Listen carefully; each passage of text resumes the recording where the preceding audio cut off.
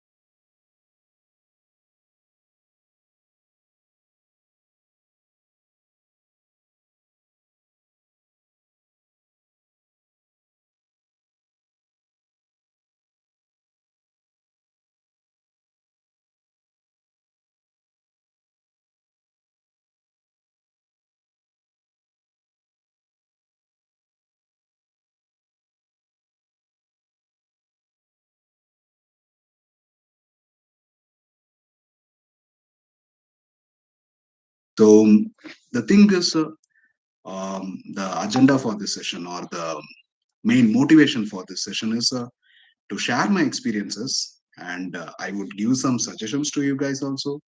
And what I'm expecting you to do is to ask me back, questions, and finally you will decide what you do. Yes, because your career choice is up to you, which company you want to work, which employer you want to work, and which field, right? Your basic triple E subjects, or you want to go in a different career path.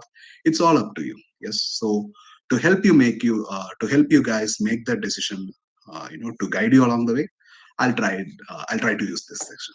Okay. Okay, so when I said the main topic, the global markets, what are the emerging trends in global markets, and how, as a professional, yeah, so engineering is a professional degree, right? So you are all going to come as professionals out of your graduation, and when you move on to your career path, how you can navigate your career effectively. So that's what we are going to do today. And I wanted to start with Tirukural, because I have even though all these I had my fair share of English and Tamil books, and nothing came ever close to Tirukural, actually, where like two lines were enough to convey any emotion or information. Yes, so தெரிந்து வினையாடல், வாரி பெருக்கி பலம் படுத்து உற்றவை, ஆராய்வான் செய்க வினை. Yeah. The meaning for this Tirukural is a person who can analyze all the ways, all possible ways of making money. Okay, when I say making money, yeah, the main problem, or the main motivation of one's life is not making money, but to live, right? We need money, yeah, because Tirukural doesn't, just take very like high level text, actually. So it gives real life advice. So one person who is able to analyze all possible ways of making money, yes, and then he has to choose the best possible way to execute it, and that's the perfect course of action. Yeah, so that is this what this Tirukkural means. So that's what we are going to do today. I want you guys to explore. Okay, I'm a professional, I'm an engineering graduate professional. When I come into the society, what are all the possible ways for me to make money? What are all the possible ways I can contribute to the society? And finally, which one I need to choose? Yes, and going to starting with global markets first. Okay, so what is global markets? Can someone, so it's an open call, right? Anybody can unmute and speak, but yeah, keep the decorum. If somebody starts speaking, you can turn off your mic and wait for them to finish. Okay, so I'll give a quick pass. Can somebody give a like a random definition, like a rough copy. What is global markets?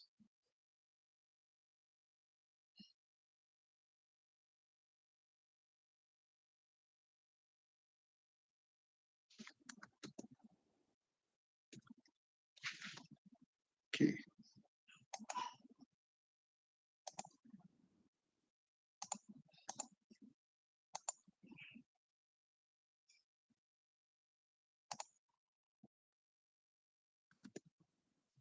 like nobody wants to unmute your mics, or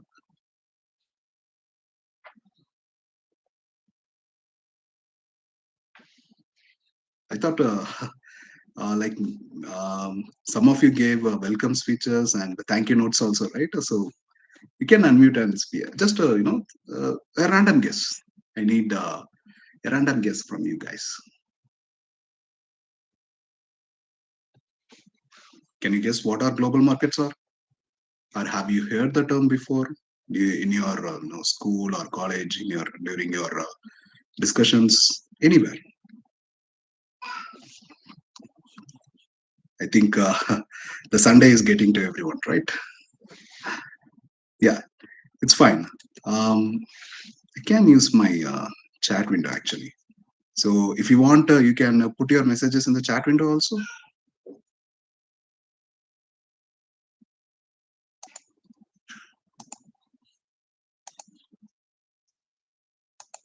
Okay, I'm just admitting whoever is left.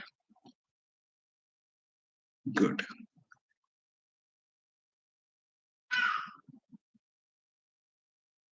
Okay. Anyone want to tell me what are the global markets?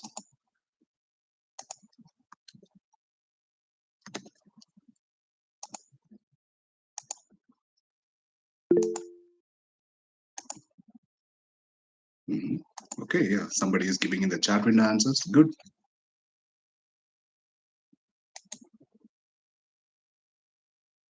So Harish is saying businesses across all over the country. So, and Ajay is saying, sir, I think it is the place where people look for jobs.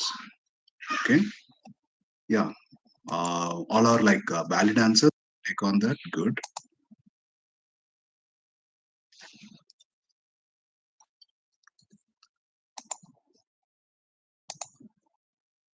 Sorry, I see still people are joining, so I'm just admitting them.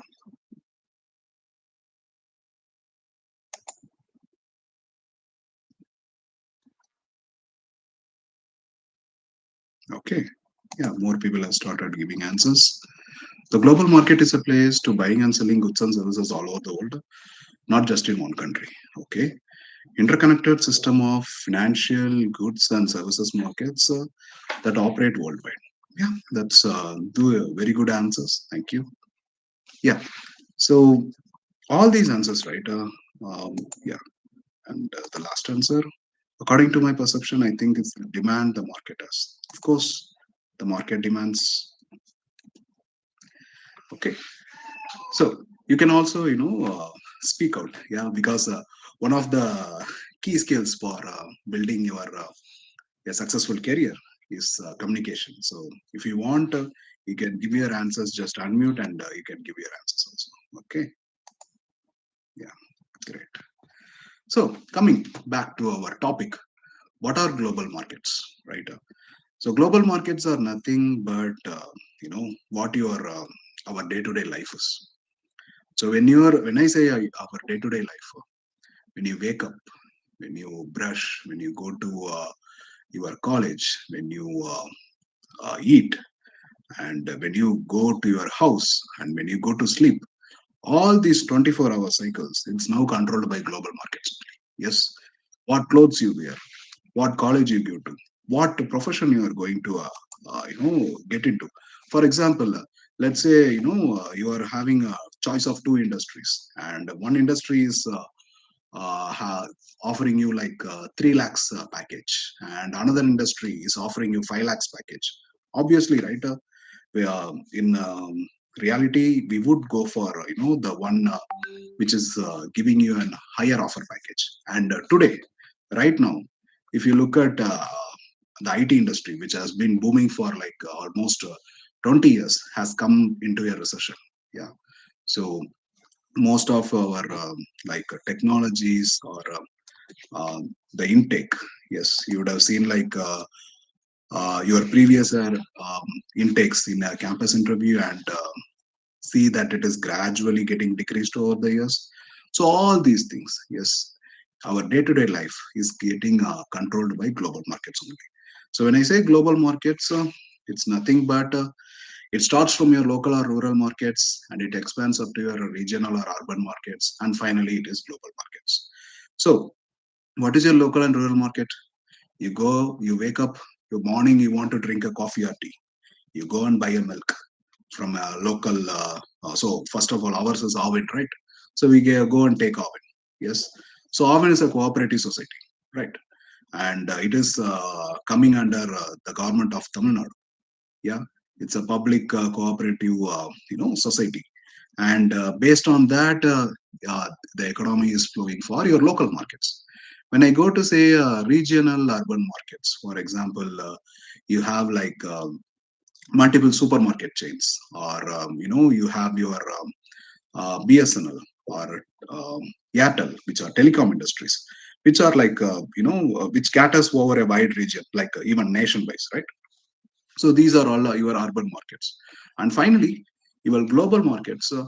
These are the interconnected services of basically goods. Actually, sorry, I'm just keep on admitting. Yeah. Okay. Cool. Yes. So global markets is nothing but the interconnected services which enable the flow of goods and services, right? So when I say goods, goods in the sense market goods, and services in the sense actually my career is a service, right? So when I say I'm an IT professional, what I exactly do is nothing but let's say mm, you are having you want to place an order on a particular clothing brand, let's say H&M. Yeah, there is a H&M, and you want to place an order on the H&M clothing brand. And for placing the order, H&M has a website, right? We go to the H&M website. I check the list of inventory, and I place the order. I pay the price. My payment gets processed in the credit card. All this process gets done, and I get an invoice, and my shipment starts getting tracked. Yes. Yeah.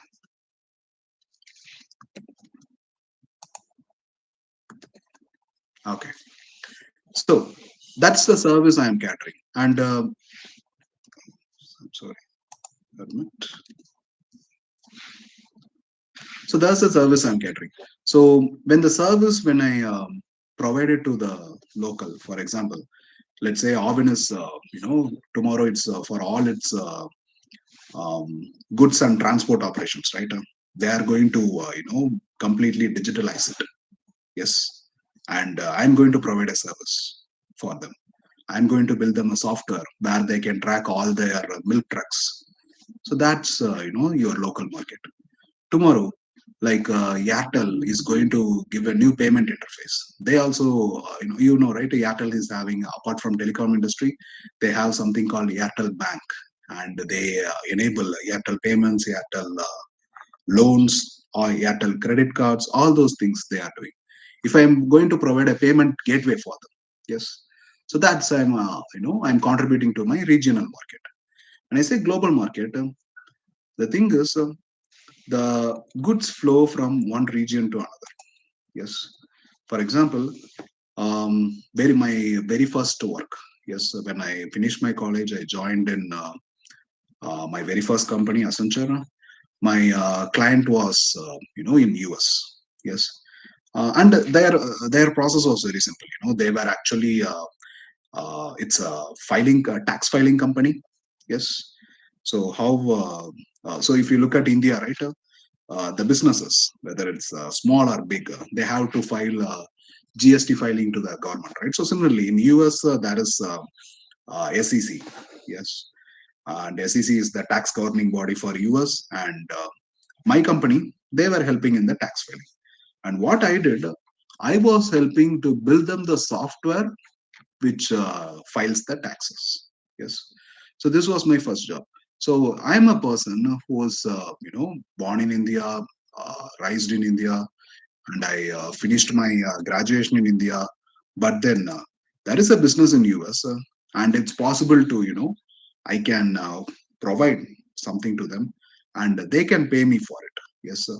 That's like very basic example of global markets. Yeah, and what is the effects of market disruption on local industries? When we say local industries, right? I am saying local industries as well as us actually. Yeah, locals in the sense who are native to the particular location. For example, you can put like the effects of market disruption on local industries as well as local people or local professionals. Yes. So when we go into the job market, yeah, and when we say the market disruption actually, yes, so market disruption in the sense somewhere, yeah, somewhere, if you remember the latest news, can somebody say how much has Trump increased the taxes on Indian goods and services? You can give your answers in the chat too.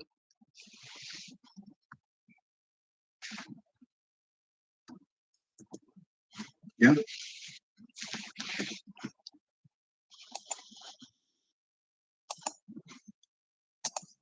yeah, exactly.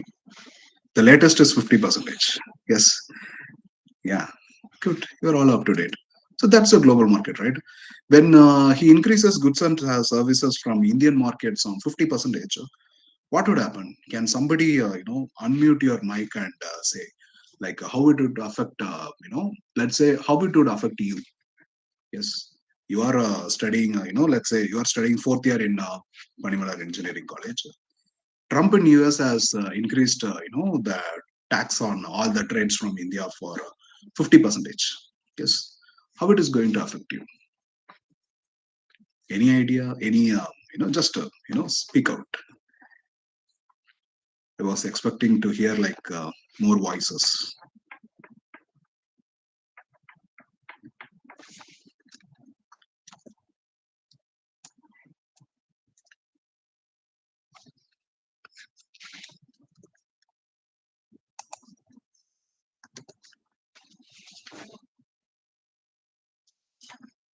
Anyone? You just want to try? Okay. Yeah. Um, I'll give the answer for now, but yeah, in the chat also, that's fine. Job losses, that's correct. It may affect the export of Indian goods. That's absolutely correct. So let's say all the majority of the clothing brands in US, okay, they all like a major portion of it, the goods or the raw materials, or even they put the brand stamp, right? The raw materials of the clothes or even the finished products, right? They all come from Tirupur and surrounding area, correct? And when he raises 50 percentage, let's say, and business is operating with, um, like 20 percentage capital or 20 percentage profit margin. Okay, there is one clothing industry in Tirupur, and they are having a 100 crore business, and they are getting yeah, 120 crores as a profit. Sorry, as the total revenue, so that their profit margin is 20 crores. Okay, and so they got 20 crores. What they will do? They will try to digitalize their business. They will intake more people. Like even they can, let's say, they want to procure some infrastructure. So a clothing industry, right? It requires a massive infrastructure in terms of water, electricity, and right, how the you would have seen the big generators out just when you reach the admin block in Panimalar Engineering College, right?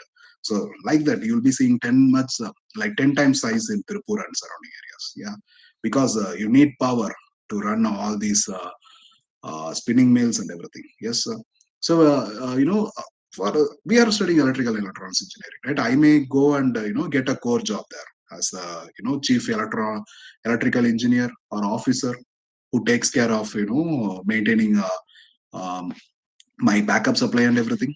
Yes, But then again, right, what would happen when the tariffs has been raised for 50 percentage, and what will happen, so my cost, which was 100 crores before, now it might reach to 150 crores, and the 20 crores profit which I was getting, it is now like reversed to 30 crores loss actually.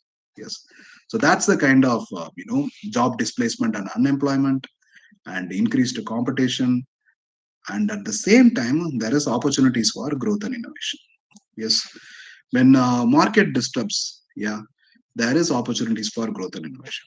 So first of all, you might wonder, hey, why the Tripur market has a huge like a profit share from US.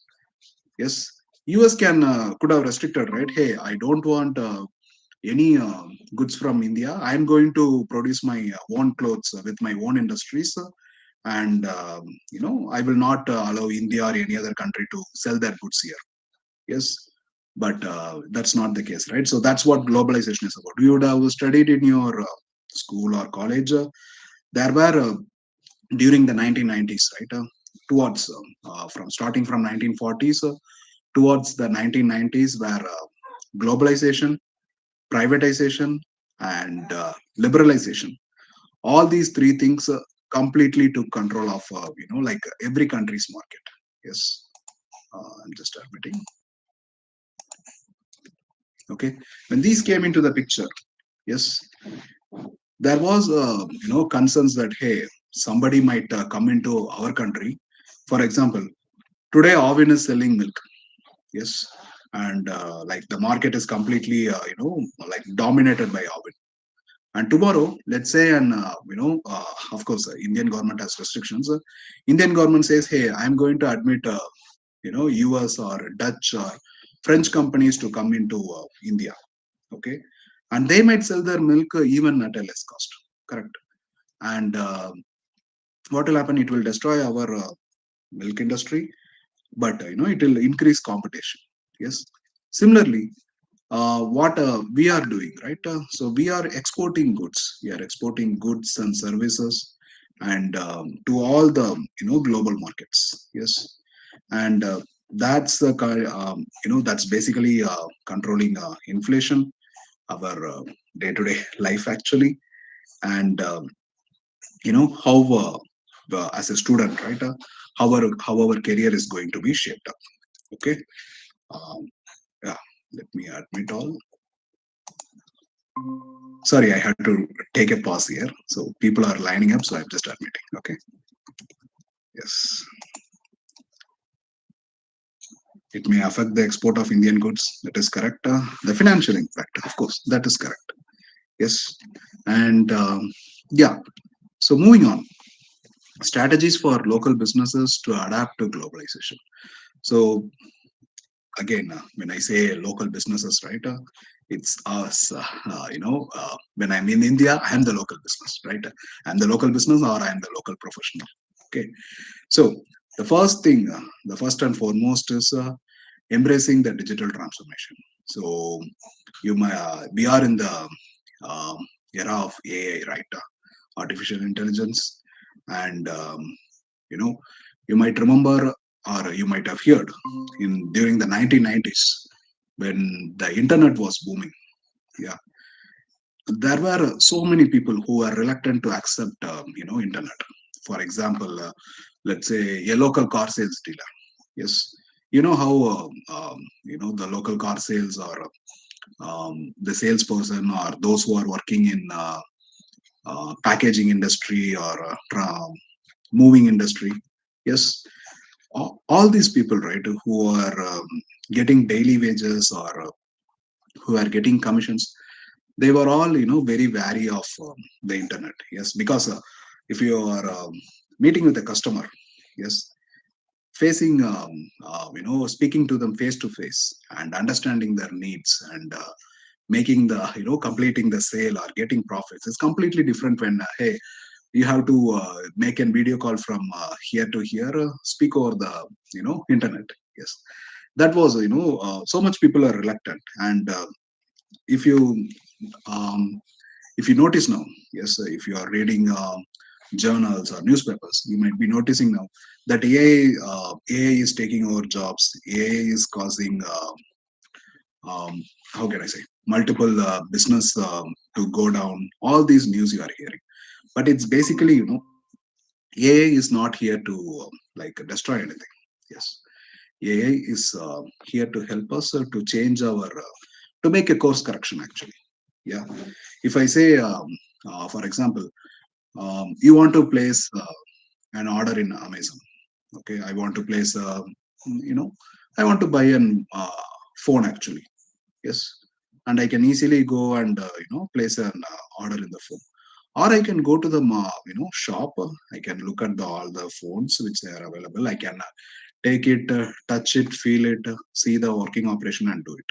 Okay, so what happens is, when we embrace digital transformation, the customer gets multiple choices. Either I can do it in the online way, or I can do it in the in person way. Either way, right? So the both of them, right, they will try to this is what the competitiveness is. Both of them will try to improve their services, because both of them don't want to lose it. Yeah. And we are in a capitalist market, though India says we are still government is controlling so much of trade flows, but still, right, we have embraced capitalism. And capitalism is nothing but, hey, um, who runs fast? Yes, who runs faster, and who is the most quick to adapt to changes. Yes. So embracing digital transformation, building strategic partnerships, focus on niche markets, invest in employee training and development, stay updated with the market trends, and foster a culture of innovation. So all these, general skills. Yes, whether you are a professional, or you are a, you want to run a local business, it's these are all strategies. Okay, and I want to present to like a case study. Yes, and there is something called. Have you heard this in the news? Because you have heard about Trump's 50 percentage, right? So you would have heard this one also. There is something called non-veg milk. Do we heard about it? We considered it as non-veg milk. Anybody can unmute your mic and speak. Books I never read of. Yeah.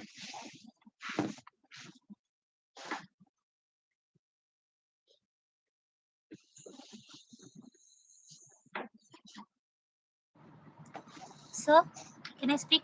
Yes. Yes. Please So, go ahead. among these strategies before you showed there, which should you Yeah. think is the most crucial for Indian business and succeed in global markets, and why? Okay. So if you ask Indian business, right, they're already doing this. For example, let's say any Indian business, right? For example, my current company, Tata, it's of course, it's an Indian business, right? And we are, embracing digital transformation. So the digital transformation in the sense, we are completely, all our operations are digitalized.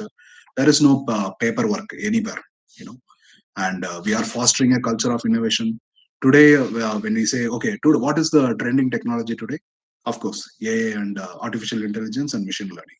And we are the organization is enabling the employees to learn and engage in the niche technologies. Yes, so that's how we are like Indian businesses are doing. When I say Indian businesses, same applicable for Indian professionals, or like I don't want you guys restrict to India itself. So let's say, you are just for example, right, you are moving to Australia tomorrow. Okay, then you become a local Australian, right? And there you should be thinking like a local Australian business. Okay, hey, this is my business, how I can or this is my career, or this is my day-to-day work. Yes, and there what I need to do, the same six steps. Yes, you have to embrace digital, you have to innovate, and you have to sorry, stay updated with market trends. All these 6 steps, right? They are not, like, okay, am I going to run a 100 crore business? Then only I need to look at all these six. No, I'm you are coming out of college with a graduation, right? You need to look at all these six. When you are writing your resume, when you are applying for a company, you need to look at all these six. When you are, let's say, you are trying to do a certification, yeah, and which industry, or, for example, right? I think some of you is the only triple E um, students have joined, like, or like multiple Only triple, sir. only triple E. Yes. So only triple E, you would have, the subjects would have, the most probable subjects would be C, C++, up to Java, right? And you would have like a couple of computer labs also, correct? So that's up to the exposure. But more than that, if you want to do a certification, let's say, you want to publish an IEEE paper, yes, or if you want to, go to an in-plant training at like a power plant, or these all these kind of things, right? You need to assume all six of this. So let's say you would have studied power systems, right? How we calculate the network load, and how the in real time, how the load get distributed across multiple households, all these calculations, right? So if you remember these calculations, like like even 30 or 40 years back, there were so much of manual intervention. Now it all went into computers. Yes, all our calculations, either they are simulated, or they are calculated like automatically.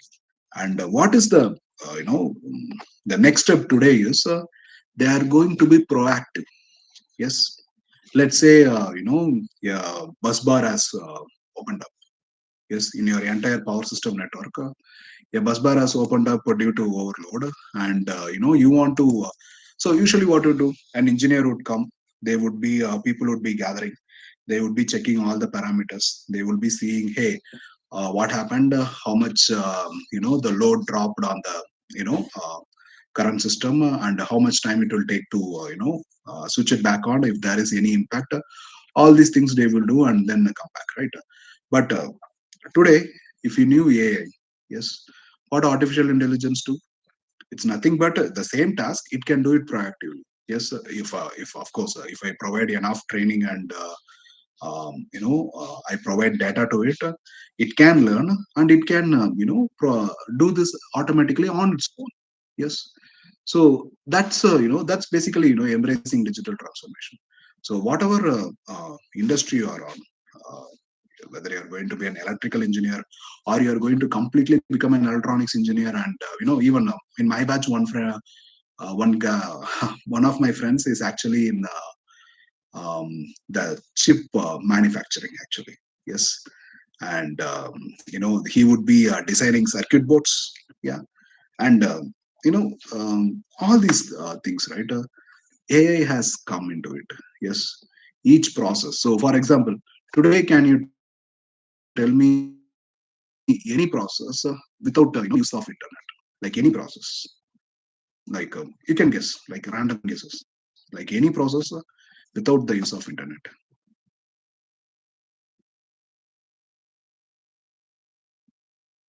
I don't want to use internet. I want to finish this process. Can you give example of anything? I look at the chat also.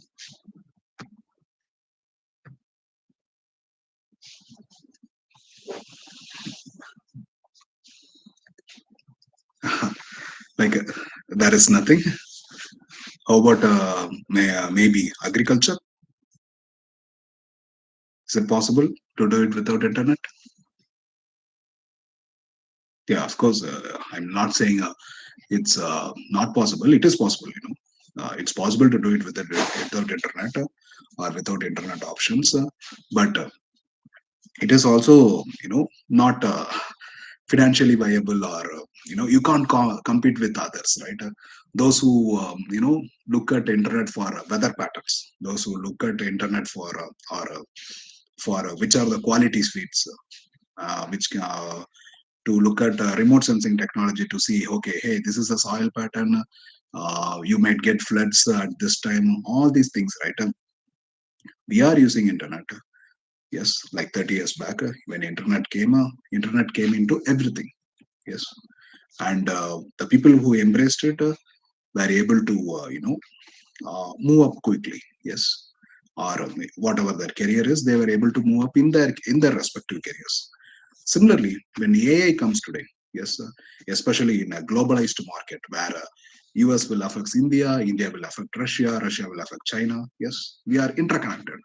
Yeah, in the world has become very small. In this kind of scenario, it's absolutely imperative that when you see AI, try to embrace it. Yes, hey, I there is an AI case. I want to use it in my day-to-day work where I can use it. I can give a example also. Yes, my I told, right, my one of my friends, he got into the railway board. Yes, and right, in central government railway board, actually, there would be lot of office memos. Yes, office memos, letters, approvals, signatures, all these things would be going like a ton of paperwork. Yes, so what they would do is, either they would manually type it, even though they have moved from typewriter to computers, still they would manually type it. Okay, they have to manually type it, everything. But now, right, we have Gen AI. We have number of Gen AI tools, ChatGPT, Gemini, all these copilot tools are there. What my friend did is, he was able to, look at some processes, and he was able to, just put the input inside my chat GPT or whatever the Gen AI tool is. He was able to generate the memos or letters within seconds. Okay, and he is helping his peers actually. He is he cleared the railway board exam, RRB, and then he went into as like a junior. But today he saw AI. He saw like an option where, okay, something I can you know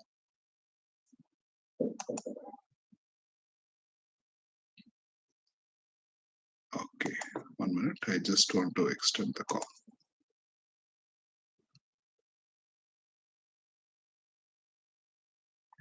Okay,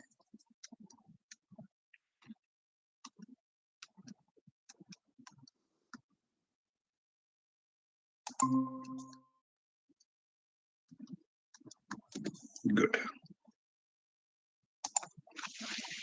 Yes. So when he does all these things, right, he is quickly exposed to, like people from like Kolkata, or he is working in Chennai actually. People from Kolkata or Delhi, they would be calling him, hey, I want to quickly prepare a memo. Can you send it to me, like that? Yeah, he's getting getting a quick boost in his career. Yes. So the thing is, how internet was available to everyone, right? And how everyone tried to use it. Yes, that's what defined, how much you wanted to, get successful in your career. Same thing for AI also. Okay. Yes. So coming to this, before that, do you have any questions?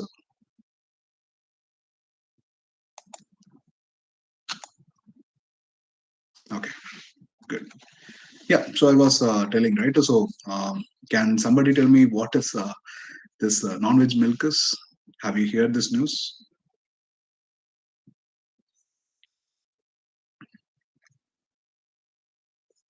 Probably not it. Okay.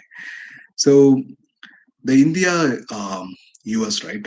We are continuously doing trade talks. Yes, we are trying to make sure that okay, I'm giving something, you have to give me something, kind of deal. Yes, but the thing is, one of the major market in India is like we consume like a lot of how can I say, we consume a lot of dairy products, correct? And US, right, US businesses, yeah, they want to enter into Indian dairy market. Okay, but Indian government, right, they have put a stop actually. So if you look at this one, what do the US cows eat? Okay, the US cow's diet actually contains, there is pig, fish, chicken parts. That is basically, the animal waste. Yes, horse blood, tallow, rendered cattle fat, and even poultry litter. Yes, droppings, feathers, all those things, right? So all those things which are like waste products from other animal husbandry. Yes, they are trying, take it up and they are mixing it along with the food for the cows, and they are giving it. Yeah, and it's more of like an ethical concern for India. Hey, I can't, we can't use that milk for consumption. Yes, since like how cows are like how we feed our cows, and how Indian dairy industry, like we have multiple cooperative industries like Amul, Avin, everywhere, and lot of there are individual milk sellers also, like a very simple ones like the one milkman who comes to your home, right? He can buy some couple of cows, and they will do their own, very simple business. Hey, they will have like two cows, and they will be, feeding 10 to 20 homes, and they would be making a complete career out of it, right? So all these things, right? Suddenly it becomes a very simple day-to-day activity. It becomes a global trade market. Yeah. So what happens is US has rise to this issue in WTO, the World Trade Organization. Hey, India is not allowing me to sell milk, my milk in India. Yeah, and WTO is, as you know, WTO always, roots for US, and they are, pushing back to India. Hey, you want free trade agreements, right? You are selling goods in US. Why don't you allow, US milk to be sold in India? Okay, but Indian government is, taking a stand. Hey, it's not possible because the process which you feed your cows is not at all acceptable to the the culture, or the sensitivity of people here. Yes, so that's how, like a simple day-to-day activity becomes, affected by somewhere somewhere in the world. Somebody decides, hey, this trade is not looking good, we have to change it. So that's what, a disruption in global market affecting our day-to-day lives. Yes. So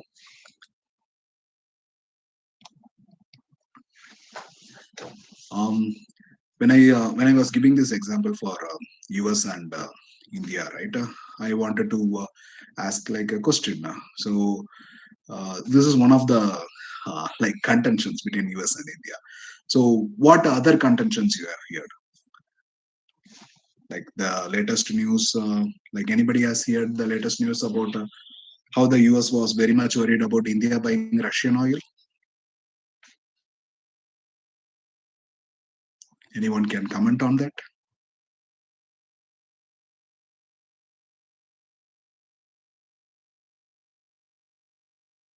Don't worry, just a general question. You can also tell me like, hey, I didn't hear that news. I heard something in Australia or Singapore. You can share with me if because Sunday morning I don't want to you know keep giving a monotonous dialogue so that you would be getting bored. Yeah. So you can try to speak up. You can ask questions.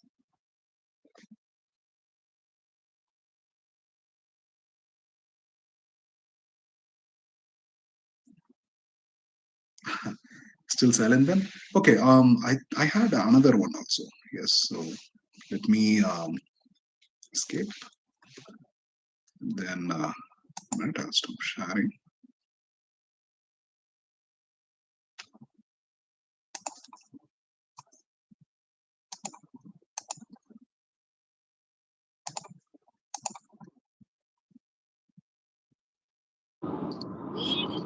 Students, you can unmute and answer the questions. You can unmute and speak.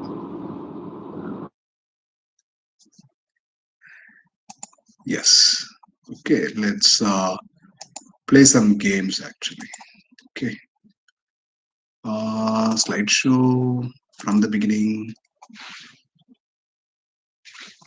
Okay. Edit. Good. Okay, it's a picture quiz actually. You have to tell me who he is. He's the Take it. CEO of NVIDIA. Yeah, that's absolutely correct. Can I know your name? I'm Pingla, sir. Pingla Devi. Ah, thank you so much. That's a correct answer. He's the CEO of NVIDIA. Can you guess this? Can you remember his name also? No, sir, I don't remember his name. Okay, that's fine. So, anybody remember his name?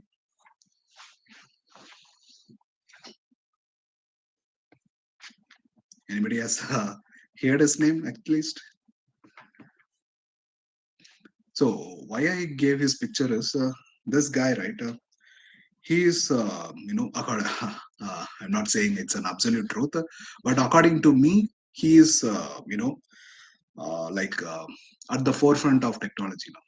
He is actually like pulling the whole world's industry along with him. So what he does, he is Jensen Huang, yeah, and he is a Taiwanese American, and of course, as you said, right, he is the CEO of Nvidia, and his net worth is, of course, he's a billionaire and the sixth wealthiest individual, and what he basically makes is chips actually.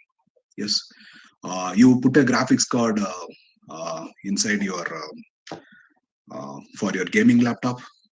You are putting an i sorry, it's no i7 i9 chips for your computer microprocessor. So all those silicon chips, right, he does it. Yes, and whatever the artificial intelligence, so much of artificial intelligence tasks are running, right, so all these things, right, he is doing. So as a electrical and electronics student, you would have first seen hey the simple what's that, and gate, or gate, nor gate, the logic gates which are created by a simple p and n transistors, p and p transistors. Yes, he started on that only. Yeah, he was when I say a simple chip, right, so he started on that. He was able to integrate, keep on integrating in a very large scale. You would have heard about VLSI, right? How like minute silicon wafers we are able to put up like millions and like not millions, even billions of transistors. Yes, and that's how the chips are made, right? So he is at the forefront, uh, you know during the AI boom. Yes, and according to me, he is pulling the industry. He is pulling the industry along with him to rise up in the AI arms race. Okay, okay. The next picture is yeah. I'm still admitting people. Yeah, sorry about that. Okay, the next picture is. Can you guess what this is? Mm, it's more like a product symbol. Yeah, it's a logo actually. Can you get? Can you guess what this is?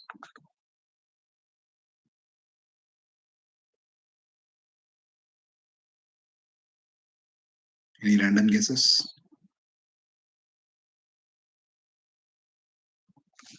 It's fine. It's the Azure data lake actually. So data. So first of all, Azure is the cloud, and what the Azure data lake provides us, it's a SaaS, yes, software as a service.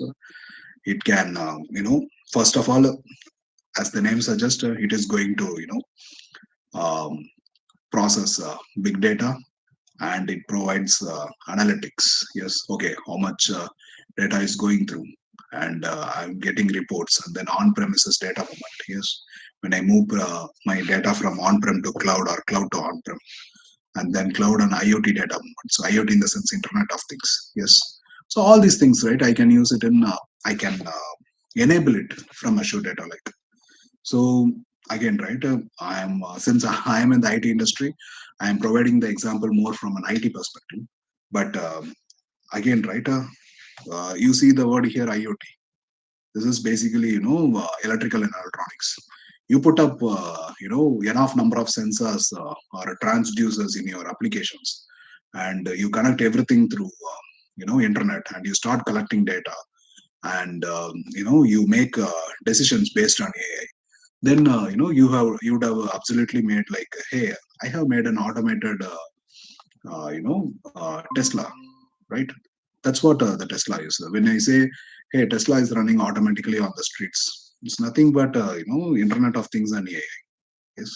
So these are why I am saying again and again is the very complex, the very forefront technologies which you are seeing in news, or hearing in your friend circles or your career circles. Yes, all those technologies came from very small building blocks. Yes, you don't need to worry about, hey, AI is taking over jobs, market is down, all those things, right? AI is not taking jobs, AI is replacing jobs. Yes, AI, how internet eradicated so much of manual jobs and created new jobs, right? Because without internet, was software developer there? No, right? The new jobs are created, correct? Similarly, when AI comes, there would be a ethical officer. Sorry, somebody is there. We admit. Yeah, done. A ethical officer, and then different a developers, a data analyst. All those new jobs would be coming since um, the last few years after the COVID. Yeah, the each and every company is, right, is they are trying to reinvent themselves. Yes, so any process of reinventing, it's first actually, there would be a dip. Yeah, they would be letting people go, they would be reorganizing their business. Yes, a very simple example I can give. Yeah, let's say you know so again, right, from IT industry itself, I'm giving the example. um, I am having 10 developers who can do your work in like 10 months. Okay, I want to develop a software, and I'm having 10 developers, and I can do that work in 10 months. Yeah, now the client comes, he wants to do the work in 5 months. Okay, and what I would do, so 10 developers would take 10 months. So what I would do, of course, if I want to finish the work in 5 months, I'm going to intake another 10 developers, right? So 20 developers can do the work in 5 months, correct? So that's what most of the companies were doing now. They were trying to meet deadlines. Yes, all the last couple of decades, when the market forces are pushing them to reach goals within a short period of time, they were completely hiring and hiring and hiring. We were the IT industry was growing. Yes, and along with the IT industry, your all your electrical, electronics, every other industry also. But now, right, even those 10 developers who took the amount of time to do the software in 10 months, the same developers, with the help of AI, they can do the work in 5 months. Yes, because I want to learn a new technology, I can ask AI to do that. I want to update like 100 Excel sheets, I can ask automate AI to do that. Yes, AI, right? It has enabled people, and because of that, right, what we are seeing is the first initial step is okay. The initial 20 developers we had, right? We have to let go of the 10 developers, obviously. Yes, and any process, yes, any process, it starts like that. First you will be seeing recession, but of course, within like it's a very fast term. Yeah, within like couple of years, you will be seeing again. AI is causing.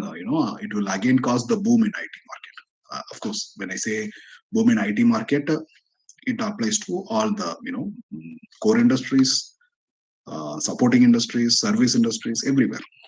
Yes. Okay. Um, Before we continue, right? Another quiz. Can anybody say what is this painting is about?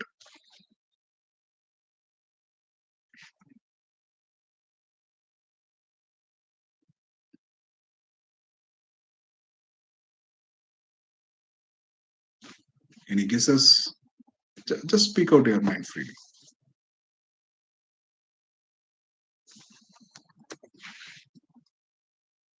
Yeah, we have close to 80 people. Wow, that's a huge audience. Yeah, I have took I have taken seminars in my my college times and my career, during my career, this is a huge crowd. I was expecting, like uh, today 80 people are there. It's so, very silent.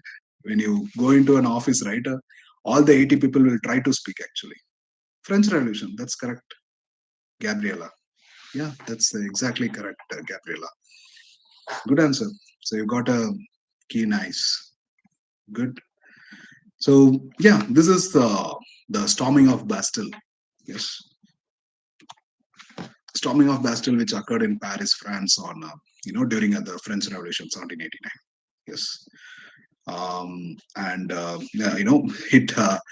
What happened was the peasants, right? The peasants are the low class people. They were revolting against the you know um, the clergy or the upper class. Yes, and they wanted to. They stormed the Bastille, killed the guards, and then they freed the prisoners. Yes, it was the flashpoint of the French Revolution. Yeah, and why?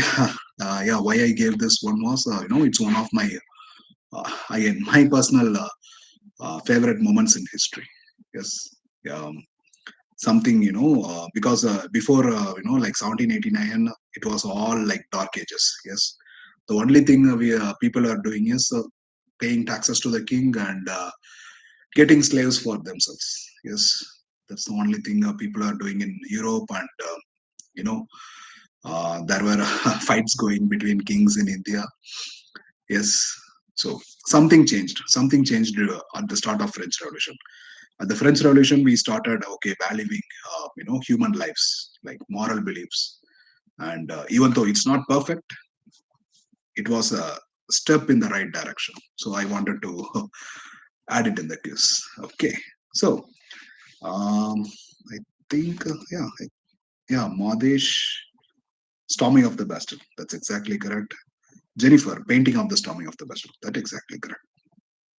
Yeah, it's good that so many of you still remember your history classes. Nice. Okay, so I will come back to the quiz, but let's continue on our agenda too. Yeah. So slideshow from current slide. Yep. So as I was saying, right, these are the the emerging trends in global marketing, and um, one of the main running factors or disrupting factors is the AI. Yeah, and whatever again, right? The example I said, right, the one guy, one of my friends who is at the railway board in his office is using AI. Yes, so that's what I'm saying. You can become an electrical engineer, electronics engineer. You can become an IT engineer, or you can go to government jobs, or you can start a business on your own. Whichever career path you take, right? These whatever I'm sharing here, right? These are applicable. You are going to use it. You are going to use it to uh, to reach your goals quickly, to stay above the crowd, basically. Yeah. Okay, so the another topic which is alongside with uh, the globalization, right? It's multilateralism. Yes, so yeah, again, right, question to the group: can anybody say what is multilateralism is with respect to countries? Can you give like an example?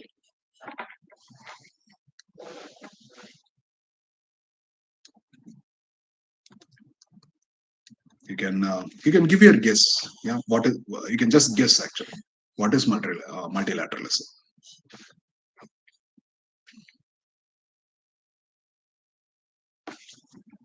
Anyone?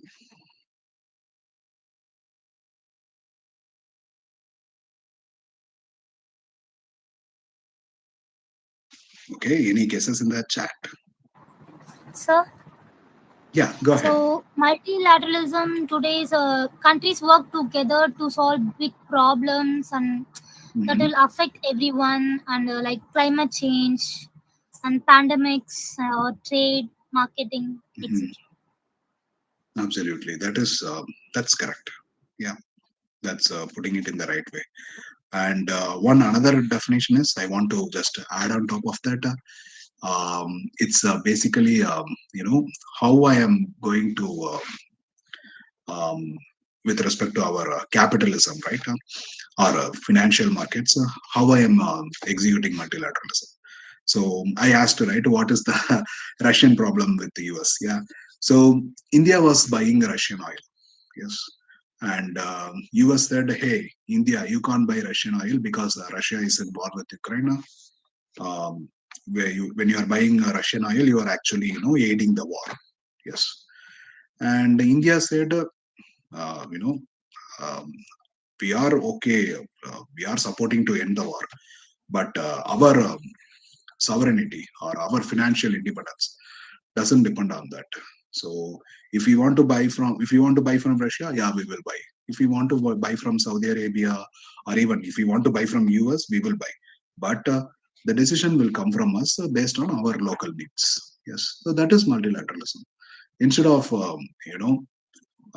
yeah, if you remember the Cold War period, yeah, the post Cold War period, right? The entire world, yes, was divided into like two regions. Yes, of course, the Asian countries were following the South Asian countries were undergoing their own transformative process. But I'm saying at the Western zone, yeah, like everybody, like a bunch of countries on US side, a bunch of countries on Russian side. It was basically bilateral. Yes, it was like a conversation between two groups. Then India is one of the foremost runners in multilateralism. Yeah, we engaged both of them.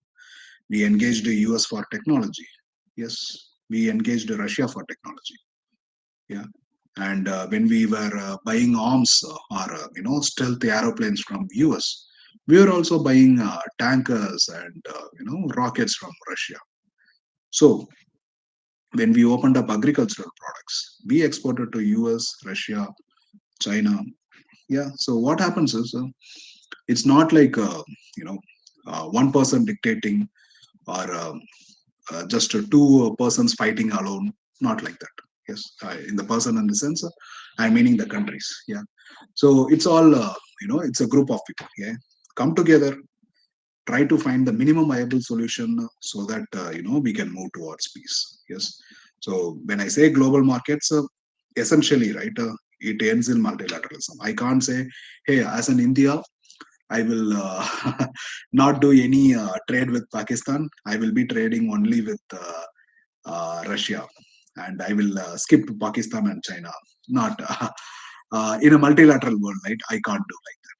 Yes, of course, I would be safeguarding my national interest. I would be safeguarding my local people interest. Yes, but at still the same time, I would be opening up. Yes, I would be opening up to reach each and every global market. Yes, and also when I give, yeah, when I give, I have to take.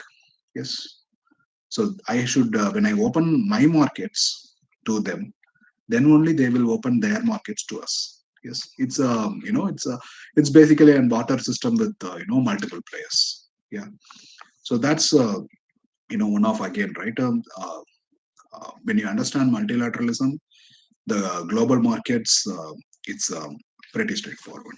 Yeah, and these are the benefits of multilateralism. Of course, it reduces inequality, sustainable financing, and one of our as you somebody said, right, it's for peacekeeping.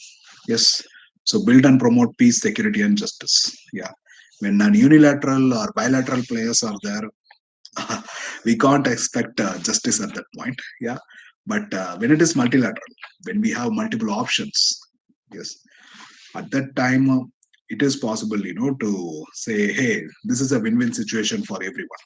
Yeah. So yeah, one of the beautiful concepts or working concepts, yes, today with the global markets is multilateralism. Yeah. And yes, so coming this is one of my favorite memes I wanted to share with you. So everybody is saying AI right now. So what is AI, how it is working, and if CSE students are here, they would have known, like, okay, I got algorithms, I got convoluted neural networks, I got statistical models, I got probability, probability cause, bias analysis, all these fancy technical terms we have for AI. Yeah, but basically, right, AI is nothing but if else conditions. If you if you break down the code, I haven't like built complete agents, but I had a chance, to work with, to building a simple AI agents or very simple, uh, training models I have worked on. Yeah, and it's basically if else conditions. Yeah, hey, if the user inputs this, do this task, else do this task again. If user is not satisfied, do this task, and again get feedback, correct your action, do your course correction, do the task again get user feedback. So this is what basically AI is. Yeah, if you remember Scooby Doo, you would have remembered the scene, right? Always at the end of the episode, we would be seeing the villain gets face off. Yeah, and the hero would take off the mask and say, hey, this let's see who's behind this mask, and see, hey, this is the guy from the start of the episode, right? So same thing, you would have seen this if else condition at I remember, right, during your first semester there is a computer subject for you. I think basic computer fundamentals, something, BCM. Yeah, I think so. And you would have seen a if else condition, for while condition, and then while condition. Yes. So it's basically, AI is nothing but your conditional analysis. And since you are an electrical and electronics engineer, right, you when you are reaching your third and fourth year, you would have started working with your Arduino boards. Yeah, and AI will really help you on these things. Okay, and how executives or professionals can confidently embrace generative AIs, right? Um, so come on, we are moving. So I started with global markets. Now I am moving towards what would be doing in your career actually. Yes, when you really start your career again, right, in any of the industries, how you would use AI. So here I have given generative AI. So generative is Gen AI, for example, Chat GPT, right, or any of the Copilot tools. Yes, the first thing is educate and identify use cases, initiate the pilot, ensure ethical use, monitor performance, and measure ROI. So ROI, this is a business term. Anybody aware of this? Any guesses? What is ROI?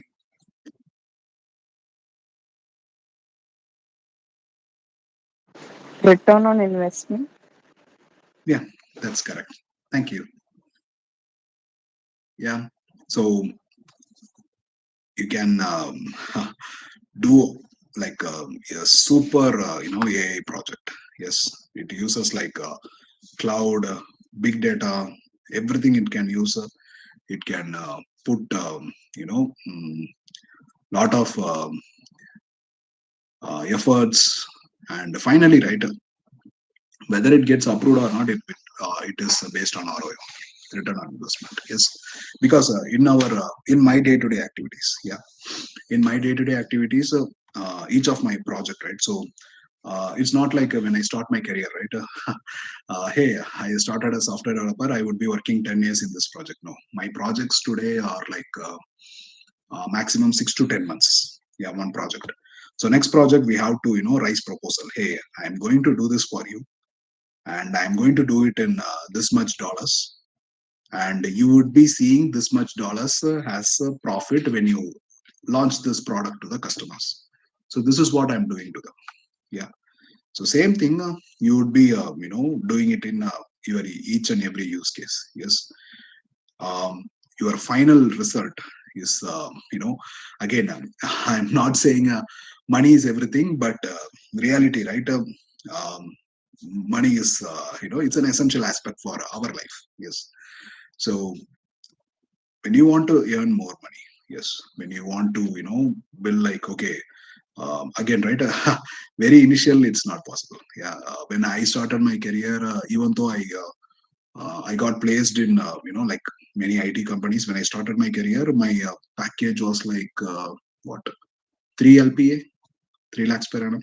Yeah, it's not like a big attractive package. Yeah, but right now it's like multiple times. Yes, but the starting is always like that. But when you grow up, right, when you look at the day-to-day transactions of business, you understand that when you are sitting in a silo, when you are sitting in a silo and you are coding on your own or you are working on your own, right, it will it will sustain you up to some point. Okay, it will if you are not doing any interactions, straightly going doing your work, coming back, it will definitely you would be safe. Yes, but if you want to grow, yes, if you want to challenge yourself, then you have to reach out. Yes, you have to understand the business. Okay, let's say I'm joining as like a floor supervisor in a big pharma industry. Yeah, or a big textile manufacturing industry. So what is the work of the floor supervisor? Nothing. He just has to make sure, okay, people are coming in, clocking in at the right time, all are working correctly, going out, products are sorry, the packages are getting shipped correctly. Yeah, that's the floor supervisor's work. But when he wants to move up from floor supervisor to like regional manager, then to vice president, if you want to move up, then you have to understand the business. So same thing for that. Any industry or any career you go, understand the business. And as I said, right, when you start understanding the business, you'll be seeing that all are the talks are in terms of money only. Yeah, so when I measure ROI, return on investment in the sense of what I'm getting back as profit. Yeah, to put in simple terms, what is my profit?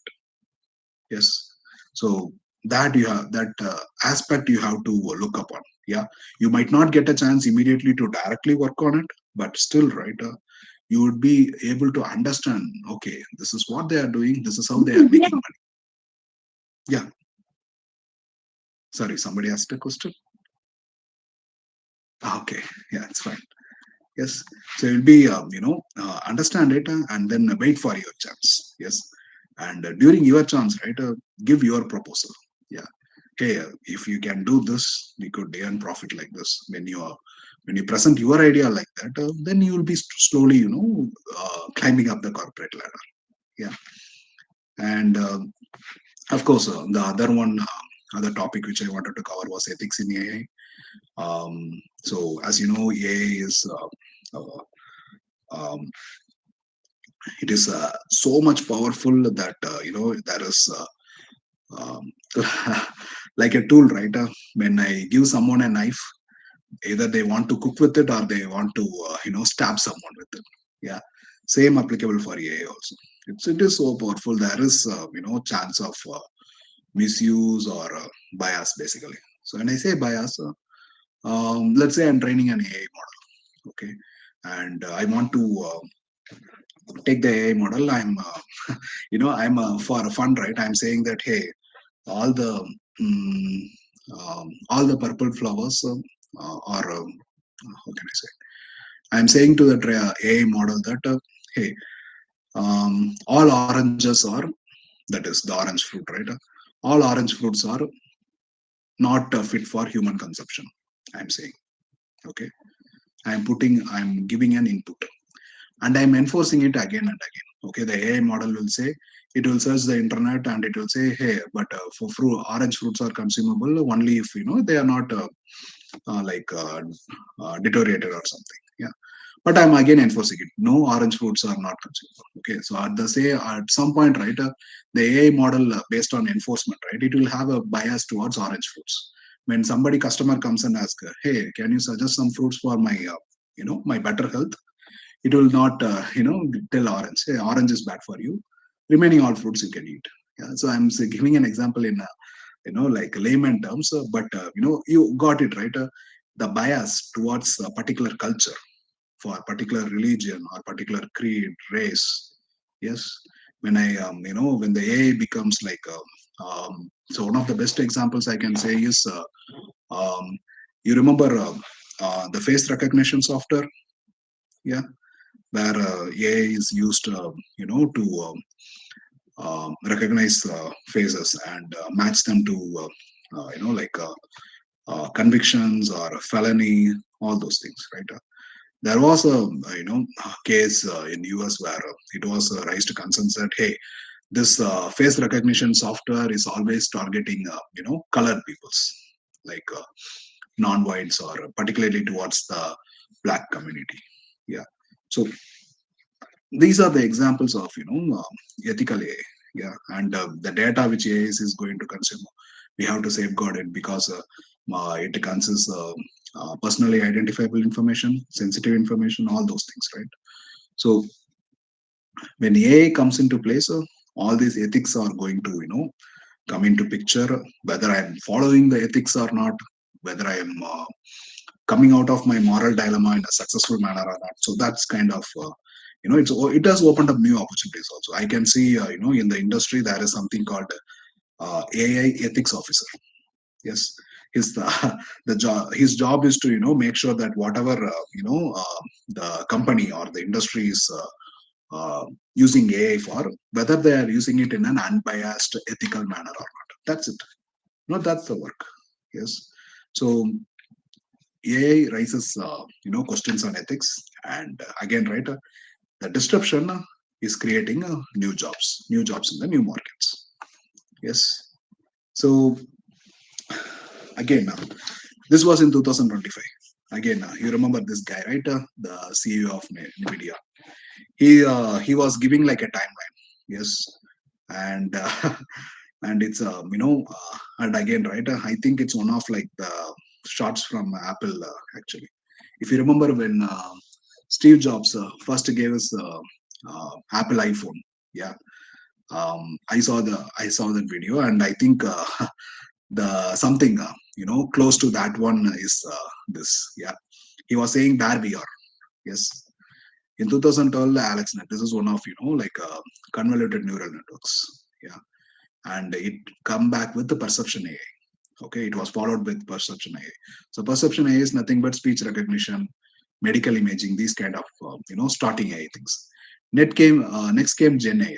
So Gen AI, right? So when you give some content, it will generate an image. It can generate videos. It can generate a text, actually. So the next part is this is getting developed, and it is getting more and more um, you know um, how can I say, more and more coming into picture. Yeah. Agentic AI.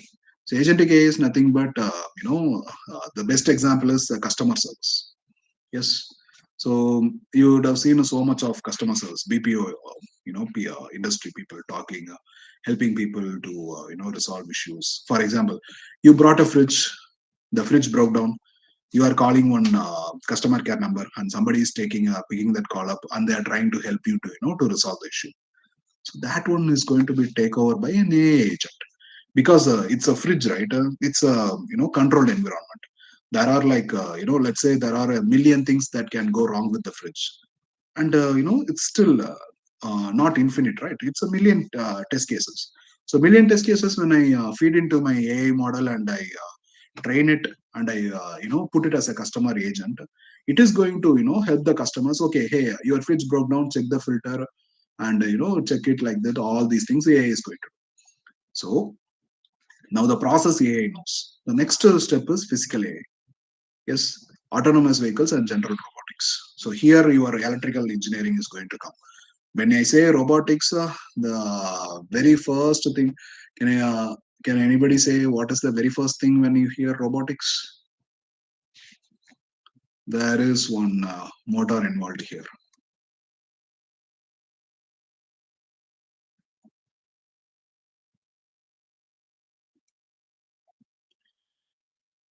Have you studied about servo motors? Yes, sir. Yes. So We you would have don't seen the application. Yeah, go ahead. like servo motors. We can put code to Mhm. make them move a particular angle. Exactly. Yes. And right, most of your uh, CNC machines, they use servo motors. They are the basic robotic hands, actually. And when I say general robotics, it is going to come everywhere. Yes. To pick up one heavy object from first floor to second floor, and robot can pick it up for you. Yes, and when I say physical AI, right, it would be in not like next 20 years. This path, right? This is in next to 5 to 10 years. Yes, because agentic AI is already um, getting at full speed. And next is physical AI. And when I say physical AI, it will replace like multiple jobs across all industries. Yes, not only so this one is not IT industry, right? This graph which I am showing is for every industry. When I say physical AI, I see some good test cases also for that. Yeah. If you remember manual scavenging, yes, you still people. Of course, it's a sad reality in India. Still, there are people who risk their lives by doing manual scavenging. Yes. When I introduce a robot for that, and of course, it is powered by AI. It can make it can analyze situations, make rational decisions, and it can think and act like a human. But still, right, it can uh, do the work. Yes. So basically, when I say physical AI, right, this would be like how can I say, like the eureka of our generation. Yes, and you would be seeing this in not in large scale, but at least you'd be starting seeing this in every city, every household. Yes, it's uh, it's the near future. Yeah, there is unless and until World War III or something comes with all these global political situations, right? Unless and until random or dramatic change comes, this graph will continue. Yeah, and that's why I said this guy is an important one. Yeah, he is standing right on top of it. Okay, so so far I have said about what is global markets, what is how it is affecting your job, your your day to day life basically. Yes, and how AI is playing a big part in all of that. Yes, and I wanted to come you know now the question to you is what do you consider as a successful career? No, this is not a technical question, right? This is a general question. Anybody can, you can unmute your mic and answer.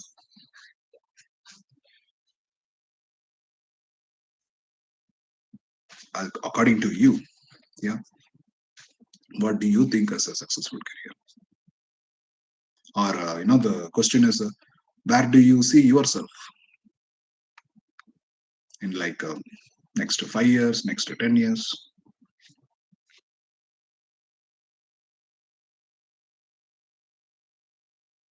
Anyone? Please feel free to speak up. Sir, according to me, a successful career would be in a Mhm, few years, getting a good position in a well-known, reputed company and mhm. earning, more than what's enough for me. Hmm? Yeah, Some, that's I can, yeah. Go ahead. yeah, earning money that's more than what I would generally require. Mhm. For my kids too. Yeah, yeah, that's a fair thinking, right? You all everybody wants to have they want to cover their basic needs, and of course they want to save some money for future. They want to save some money for their parents or their children. It's not no no need to be shy about it. Yes, that is a definition of a successful career. Any other definitions?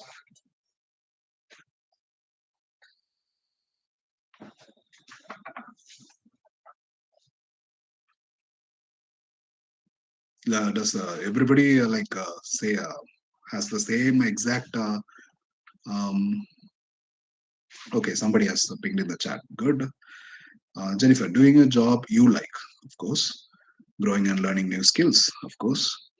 Earning enough to live and feeling happy and proud about your work.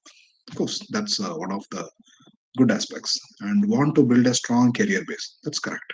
You want to build a strong career base, then you want to move on money and all these things. Yeah, that's very good. Yes. So basically, right, um, a successful career is, uh, if I want to say, a successful career is, up to each and every one of yourself only. Okay. If you think that, hey, earning 10,000 per month is enough for me, I can live a contentful life, then that is a successful career. Yeah. Because I said, right, even in my batch, yes, my friends were following, like, no, no, never like two people were in the same career path. Yes, everyone was doing different things only.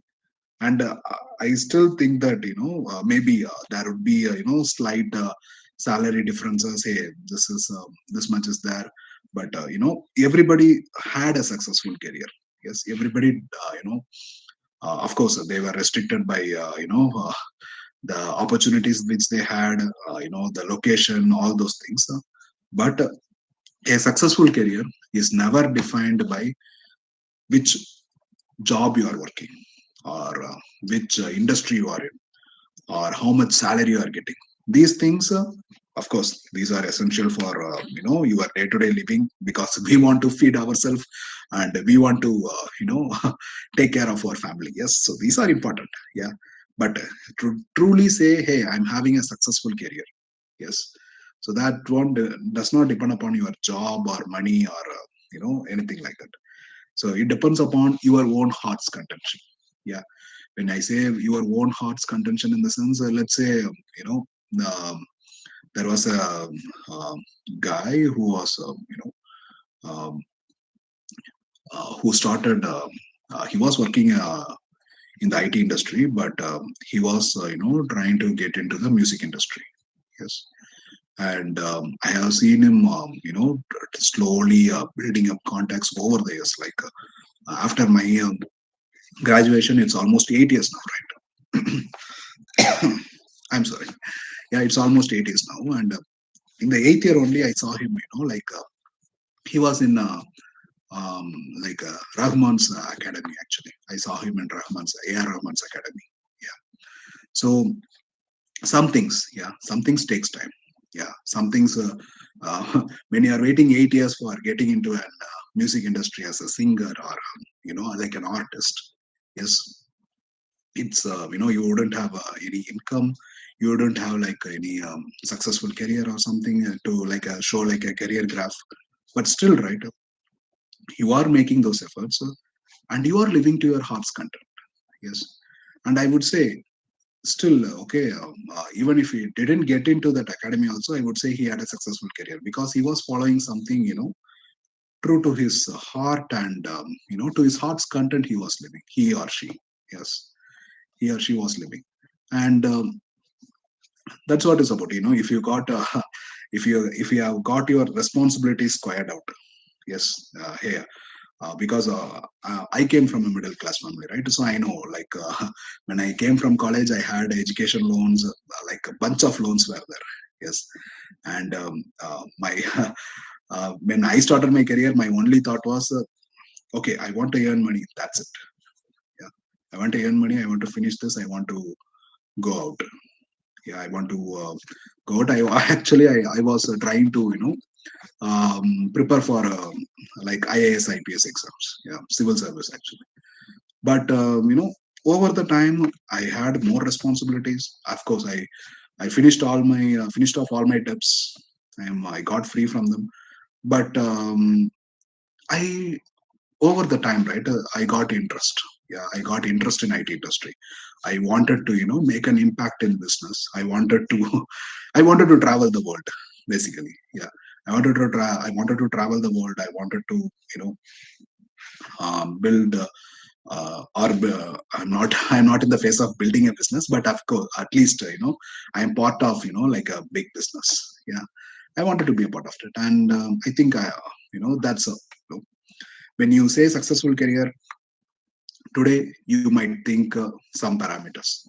Tomorrow your parameters may change, and day after tomorrow again, your perception and your parameters will get updated, because every day we are growing up, right? If you remember, when we asked In school, right, teacher would have asked us, hey, what would you want to become? Everybody would have said, hey, doctor, engineer, astronaut, pilot. Like lot of the somebody would have said, I want to become the prime minister. I want to become the president. Yes. So up to the knowledge we had at that level, we were saying that. And today, right, the knowledge which we are having at today at our college level, at your college level, you are giving your answers. And tomorrow, right, when you are moving into an industry or you are moving into a particular job, your perception may change. And it's never that's another thing, right? Adapting, yeah, adapting and doing course corrections. Yes, it's never wrong to do that. You can do course correction at any point of your career. Yes, and still, you can say that, hey, I had a successful career. It's not like, okay, I got more money than you got less money than me. Nothing like that. Yes, it's still valid as a successful career. And the bare necessary skills um, for a successful career, again, right, in any career, not in IT industry, is like the growth mindset, professionalism, and work ethics. Actually, I have like uh, I had prepared big PPTs for each one of them, like where it is. There is one PPT for growth mindset, and there is one PPT for professionalism and ethics also. But I think we are already 2 hours into the session. I don't want to hold you guys up more, so I will try to conclude in the next 5 minutes. Okay, maybe if again a chance comes, we would be meeting again. Yes, but I'll say the just the definitions. Yeah. So when the bare necessary skills for your successful career in anything you want to do, it's the growth mindset. So what is a fixed mindset? And the growth mindset is nothing but adapting to change, willing to learn every day. From my experience, I can say even today morning, right? Today, actually, it's still Saturday for me. Today is Saturday night for me. And today morning, I woke up at 4 o'clock. There was a deployment for us. Yeah, there was a go live on our project, and I woke up at 4 o'clock. I was working. We found an issue. Yeah, and that time, I googled, and I learned a new technology. Yes. Now, I didn't know that technology before. I didn't know how that process was before. I just googled it. Yeah, I just googled it, read a couple of forums, and then try to implement the technology within that is our my software. And 4 o'clock I started, right. Around 12 o'clock I finished. So it took me like 8 hours. Yeah, it took me like 8 hours to complete that work. And again, we had by luck, right. And by luck and hard work, because of my team members, we were able to successfully deliver the project. But it took 8 hours. It took 8 hours, to learn it quickly and implement it. Yes. So the thing is, at my level, right, I'm not like like senior manager or something, but still I'm a lead. Yeah, I am a technical lead. And there are junior developers and senior developers. I could just ask them, hey, you can look into that, and you can work on that, try to find a way or something. Yeah, but I didn't do that. Yes, because I myself, right, when I woke up 4 o'clock in the morning, I wanted to want to learn that. Yes, I wanted to get my hands dirty, actually. Yeah, I wanted to learn that, and then I wanted to implement that, see if it works or not. Yes. So sorry, I'm getting some things. Okay, it's good. Yeah. So when I wanted to do that, that's actually the growth mindset. Learning every day, adapting to changes, and course correction every time. Yeah. And when I say professionalism and work ethics, of course it's going to be there. Um, it's not like um, you guys would have already learned about what is professionalism, what is work ethics, but yeah, I had separate PPTs for this, but it's time is going on, so I will skip these. I will come to the ikigai. So anybody has heard ikigai before?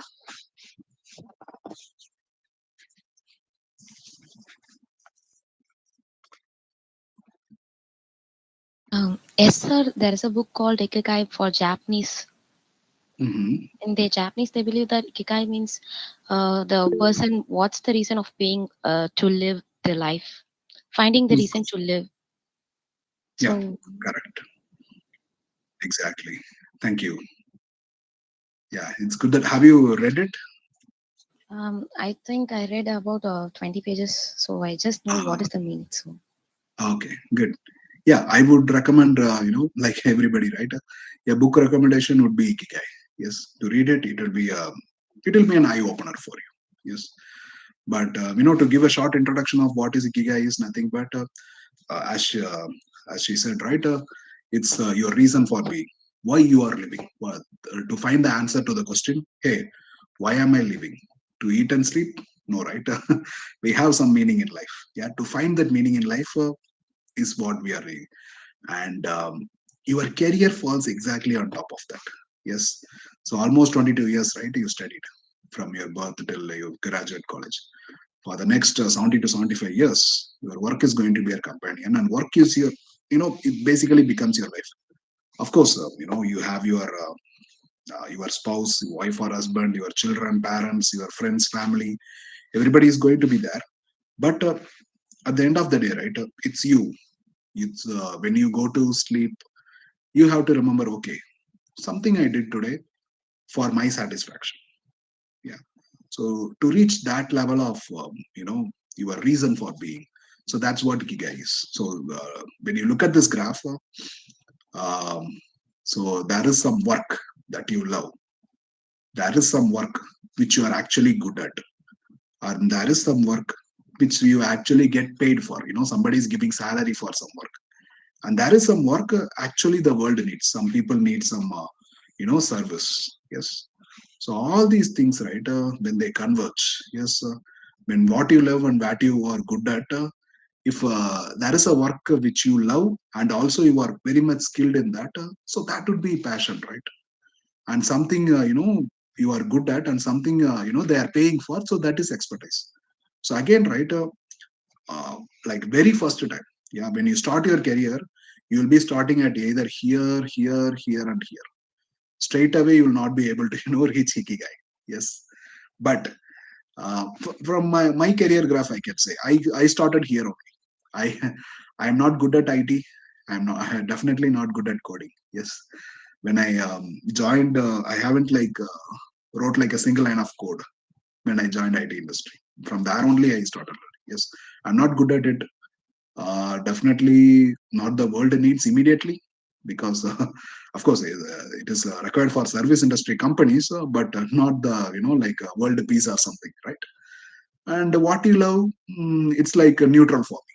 My IT work was not I loved, but I I basically went into there because I saw that, hey, this is an attractive uh, career path which I can earn more. Okay, I went into there, and then I slowly started building expertise on that. I became good at it. Yes, and then, right, I started loving it. Yeah, and then I started loving it. When I started loving it, it became like, okay, so it went for my passion also. And finally, at this point of career, right, when I'm 8 years into that, here only I have in 8 years, I have moved from paid to expertise to passion. Yes. And the mission and calling, right, what the world needs, maybe when I become even yeah, further down the road, or in further coming years, I may or may not reach ikigai, but I'm going down the path. Yes, I'm doing course correction, I'm going down the path. The same thing I would suggest for you guys too. Yes, some of you might be lucky, you might be already in this zone, passion or mission zone, and very rare cases you might be already near the ikigai. Yeah, but whatever position may be, yes, yeah, even if you are outside this all these circles, yes, still you can just start from here. Okay, try to see, okay, somewhere I need to start. You can start, and you know slowly build towards it and reach ikigai. And this along with this book, another book what I would suggest is War and Peace by Leo Tolstoy. So I can put those in the chat, right? Yeah. Madesh has given purpose of life. Yes, ikigai is the purpose of life. So ikigai, and then War and Peace. This one was written by Leo Tolstoy. So I would suggest these books. Yeah, um, when in my lowest point of career, right? That is, I have faced many issues during my career. Yeah, and during my lowest points, these books helped me. I am, I have read. I'm more fond of fiction actually, like storybooks. I would like to read, but sometimes, right, these philosophical books they help you. They would open up new ideas. They would refresh your minds. They basically, reset your life actually. Yeah. So my suggestion would be, these two books. It's really good. And yeah, yeah. I wanted to put Leonardo da Vinci here because you know that's why I put the French Revolution also.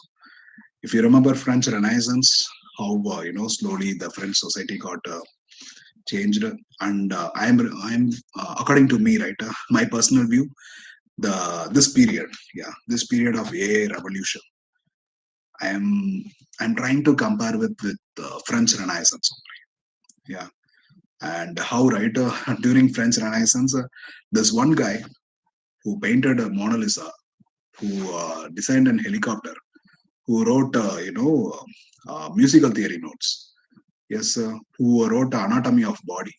Yes, he was like, he can see his career profile, right? This guy's career profile is like, okay, painter, draftsman, engineer, theorist, sculptor, architect. He has designed many churches, impossible ceilings. Yeah, so everything he has done. Yeah, and when I say, in this age of AI revolution, I think we would be also getting more time to develop our skills in like multitude of industries. Yeah, I am. There is no need that, okay, from 24 hours I need to work on keep on coding or keep on doing manual work. Nothing like that. AI, when AI comes fully, right, it's it's kind of in a like a baby stage now. But when AI comes into full force, right, it will enable us to spend much more time in meaningful ways on which we love. Yeah, and all these manual work or repeated work or task which we are doing so much of our time and energy, all these things AI would take care, and we can concentrate on more like truly something like soul searching purposes, or if you want to be innovators or creators, we can concentrate on that. And I'm thinking that when I see myself, right, whom I want to become. That kind of question. I want to become like Leonardo da Vinci.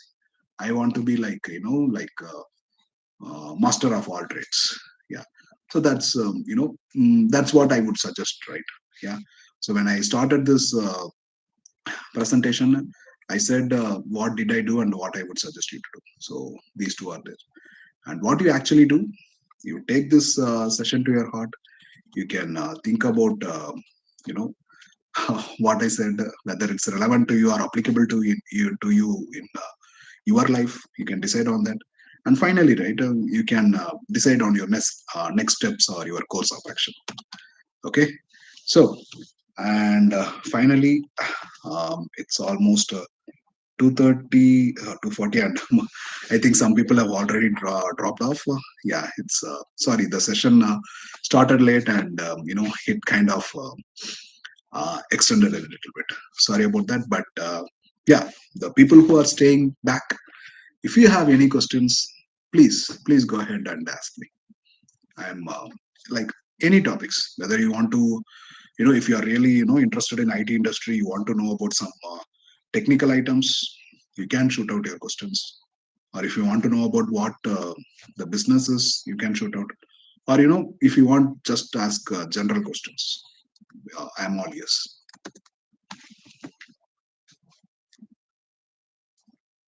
Any questions or any anything you just want to share with the, because you So, got a forum now, right? Yeah, go ahead. what advice would you like to give the fresh graduates to entering this Mhm. field? So, in your, Okay, this field in the sense you are talking about IT or general? um, I think general will be good. Yeah, general. Okay, for fresh graduates, right? The first thing I would um, give us an advice is um, don't be having a rigid mind. That's the first advice. Don't don't be in high expectations that hey, if I go into this company, I would be everything would be so happy and I would be spending a lot of times enjoying. No, there is nothing like that. Yes, you have to be adaptive. That's the only thing. Again, right? Because we are we are a group of IT professionals and core professionals, and of course, different industry people are here. So when you go into any industry, right, any career path you choose, the first advice I would say is be adaptive. Yeah, adapt to your changes. Keep on moving forward. Don't get stagnant in any one workplace, because I have seen people where okay, I will be doing I know a guy, yeah, I know my friend, when he joined you know um, after the college, when he joined in one project, 8 years he is still in the same project. Yes. uh, again, right, it's not like any disadvantage for him. He is content with his work. He is going okay, then according to him it's fine. Yes. But still, if you for different exposure, right, you should be adaptive. You need to move on, try to seek new experiences, challenge yourself, and that would be, be adaptive. Yeah, be agile. That would be my first advice.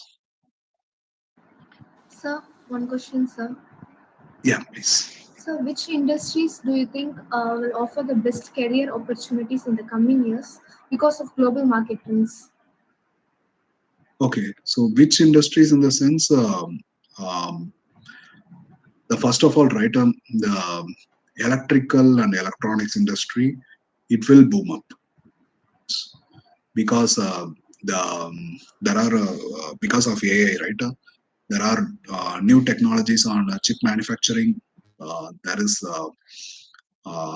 cost and labor has become so less, so that new jobs are coming up. So if you look at the very basic, right, um, electronics industry, yes, basically, something along the lines of chips, yeah, microchips. Electronics industry is one of the things which will definitely boom in the coming years. And then, of course, your AI, yes, especially on the IT industry, yes. So the first two, if I put, if I want to put it in step by step, right? The top I can see is the electronics industry. The second one is the IT industry, yes, and the third one, and this one is the larger one. Okay, even though the first two ones are like the building blocks, this one would be the most more application level. Yeah, it will be having a huge customer base or lot of job opportunities. It would be in the robotics industry. Yeah, so electronics, IT, robotics, these two will be at least for some time, right? That is next 5 years. These two will dominate. These three will dominate. Yeah. Okay. So, what do you For think about this. the non-coding jobs in the IT industry? Sorry, I didn't get your question. Can you repeat? Uh, Recently in LinkedIn and all, while Mhm. looking for IT applications and all, I also found that there's a non-coding section in IT. So, what do you think about Right. those roles? Yeah, actually, non-coding roles would uh, actually those are the important roles. So, for example, right, let's take an IT company. Okay, there is development team, there is a QA testing team, there is SRE site engineer. Yes. And then there is business, CEOs, all those the higher officials. And then there is marketing team. Yeah. And then there is sales team. Okay. So I said like 7 to 8 teams now, right? Whom do you think does the most important work? I guess the managing teams is the chief officers and all. Yeah, managing team, of course, they did the work, but again, right? My perspective is the sales team actually. Okay, the sales team, right? When they market the product, as a developer, right? I'm actually basically a developer. As a developer, I can spend like hours and hours, day and night. I can spend. I can build a super product. Yeah. And then my manager, right, he can manage me, all these teams. He can extract the work. He can deliver it on time. He can do that. QA team can test it. SRE team can support it. My AI team, my machine learning team, my cloud team, everyone can support everything. But all these things finished, if I don't have any customer to sell, right, all these efforts are wasted. Yes.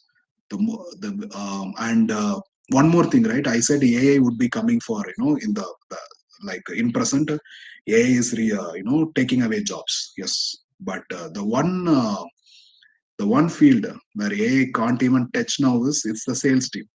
It's a non-coding job. Yes. The sales and marketing team, where you basically interact with people. Yes. You reach out to your client. Hey, I have a wonderful software product for you. Would you like to buy it? I'm saying, if you say like this, they would immediately buy it. No, right? It's a big complex process. Yeah, it's literally no code. Yes, but you interact with people, you sell them something. Yeah, and you bring business to us saying that okay, hey, I got a sales. I got a client who needs this software for $1 million. Then yeah, that's the forefront. Yeah. So I know that no code jobs are there in IT, and my perspective is that they are the most important ones. Especially example is the sales and marketing team. And let's say for you, right? If you are choosing a career in that path, uh, then AI, the chance of AI replacing your job is very less. So you can grow in that, especially HR. Even HR is one thing, but I want to say sales and marketing, because they are they are the, like, if there is a ship, right, and it is going through the sea. Yes, if that is my company, then sales and marketing team is like they are the ones, like the sales for the ship. Yeah, sail in the sense SAIL. Yeah, when the wind blows, they push the ship towards that direction. Yeah, so it may be no code or low code job. Yeah, they can still use AI tools. They can present PPTs for the customers, right? So they will be using AI tools, but they are low code or no code only, and their job is either equally important to a developer or even more important than a developer.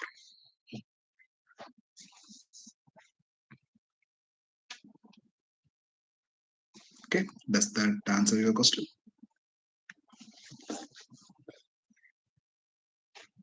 Yes, sir. Thank you. Yeah, thank you. And yeah, others, anybody has any questions left? Sir, Yeah, go ahead. sir, can I know how did you crack the placement and can you give some advice to us for third year? Yeah, sure, definitely. So in placement, right, the thing is, the very first thing is communication, actually. Yeah, because um, so I can say, like, since we are all college, we are from the same college, right? I can give insight tips also. So I got placed in Accenture, Wipro, Infosys, and CTS. I remember. Yeah. So in Accenture, right, they looked only for communication, yeah, at the time. Yeah, at the time they looked only for communication. And but Infosys, they were asking me to write some code. Actually, they were asking me to write some algorithm. And Wipro, I remember they kept us in the placement block till 12 p.m. And Panimalar management arranged buses for her to finish the interview till that time. Because at that time, Wipro was having like 3 rounds. Yeah, one for communication interview, just basic HR questions, and then technical interview, and then again package confirmation interview. 3 rounds they were keeping, and it took like a whole day. And then CTS again, right? They were looking more for like communication skills. They literally asked me, the question I remember from my interview in CTS was, hey, what is the situation you faced during your college or school time, which was like very stressful for you, and how did you overcome it? This is the only question they asked. Yeah. And I explained I explained to them, hey, this is a situation I came out of it. Okay, so very first thing is communication. And I know we are all fond of Tamil, and might be you guys coming from different states, you might have your mother tongues, but the real situation is English is the lingua franca still. Yes. So it is absolutely imperative that you should you know rise your English language skills. You should be able to speak in a public forums freely, not only to crack the interview, right? When you move into your job, English would help you. Yeah, that's the first skill. The second skill is your aptitude. Yes, your basic aptitude, numerical aptitude, logical reasoning. I think our college would have already given you that big book, right? One for quantitative reasoning and one for numerical aptitude. Yes. So you have to read everything on those books, get yourself familiarized with the aptitude questions. Yeah. Once you clear aptitude, once you clear with communication, right? Then coding, you know, no need to worry. Once you go into the company or once you go into the project, you can easily learn the code. Yeah. Even right. I was working in primary on .NET technologies like last year only, not even last year, this year, right? This year starting only, I started learning Java. Yes, and then I was able to implement within like 1 month. Yeah, so the technologies, right, in IT industry, learn and unlearn is the period is like 1 month now. If you want to learn a new technology, you can learn it in 1 month. If you want to learn coding, right, definitely, if you look at YouTube tutorials, you can see like bunch of tutorials there. You can easily get your knowledge skills up to the coding levels. You can easily get. But yeah, you have to keep it in this order. First is communication. Second is your aptitude skills. Third is the coding skills. But again, right, since you are a triple E graduate and you haven't had hands-on experience, the coding they don't look at much that much. Yeah. So concentrate on communication and aptitude. You will be able to crack the interviews easily. Okay, sir. And Thank you, sir. Did you have any extra certification, sir? extra certification in the sense. Like while studying in the college, did you have any extra course? Course in the sense, we were there was one NPTEL. I don't Ah, remember yes, the sir. exact name. Yeah, yeah. I was doing couple of certifications in that, and I was doing implant trainings, like 3 or 4 implant trainings I had. Not only the implant training which our college gives, and one is mandatory in our 4th year, right? Apart from that, we were going implant trainings on our own. Just 10 days. I remember there was one. You know, um, there was like how can I say? It was a pump design company actually, and there were some since electrical motors were there, right? Me and my couple of friends went there. We asked for implant training. Of course, they asked for a fees. It was minimal only, not much, and the course was like like 1 month. Yeah, we would all our semester leaves, right, or even our Saturday Sundays, we would go there, finish our training, and come back. We got a certificate. So when I was fourth year, when I was appearing for my interview, I had like NPTEL certifications, and then there was BEC, British English certification, the one which college arranged, actually Panimalar college arranged at the time. And then I had like 3 or 4 implant trainings. Yeah, these are the certifications I had. Sir, does that really worked in the placement, sir? Helped in placement or? Yes, because they were when they looked at those certificates, right? They were understand uh, it's not what I learned in that implant training. It's not going to be useful in the IT industry, but what they were looking for is my eagerness. Yeah, it's I can finish one implant training is mandatory in our fourth year. I can finish that, and I can finish. I can just sign off, right? But extra steps I'm doing. I'm taking my extracurricular activities. So that one they considered. Okay, he is eager to learn. He is eager to work.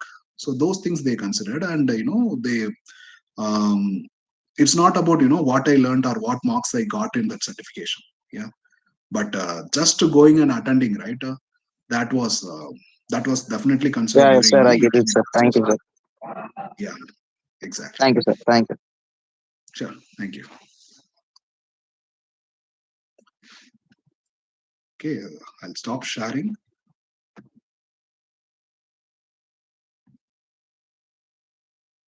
Okay, I can see still people are here.